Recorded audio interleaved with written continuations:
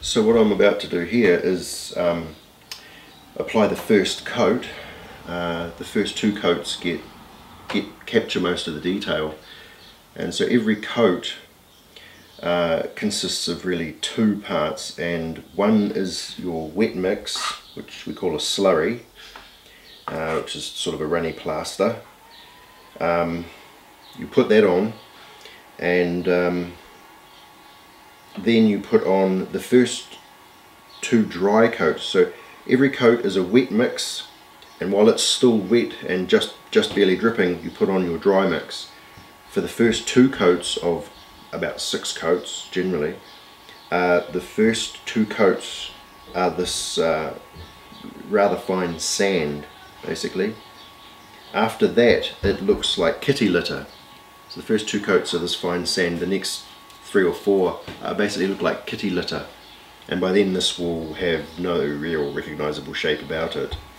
So especially between the first few coats, it can take half a day to dry because there are volatiles that need to fume off. So putting a ceramic shell on can take nearly a week. So you'll do several pieces at once, or several cups. I work small, so I can have several pieces on one cup. A larger piece will just have 1 cup. But so you'll put on the first coat, and then about half a day or overnight to dry with a fan on to vent off the fumes. The same with the second one, so that might be 2 days just to get the first 2 coats on, and then after that things dry because the subsequent coats have less volatiles in them to fume off. So it can take anywhere from sort of 4 days to a week just to get the ceramic shell on, allowing drying between each coat. And yeah, and then after that you have to do your burnout.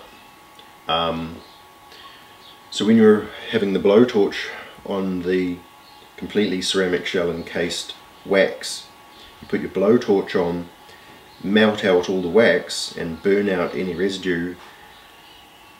During that process you might see a leak in the ceramic shell, or a crack, anything like that, and at that point, when you've burnt out all the wax, it's bisque fired, so it is a true ceramic now.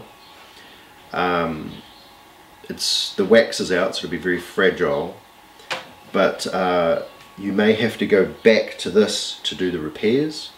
So you'll put some, maybe thicken the slurry up a bit and put slurry where the crack is. You might have to put fiberglass in there as well, put lots of slurry on and put fiberglass in there, and then put some more of the dry mix on. So even after that you might have to come back to this process and do repairs as well. And that's all the ceramic shelling. And yeah, once you've got a successful ceramic shell with no cracks and everything's honky-dory, then you can get your 2 furnaces going.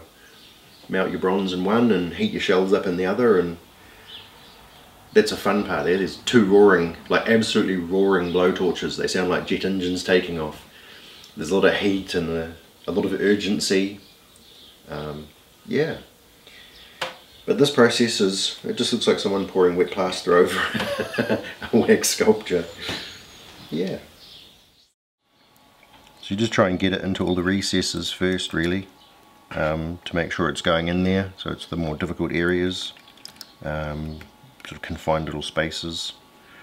And then if you need to, a bit of brushwork to pop any bubbles where there's air pockets.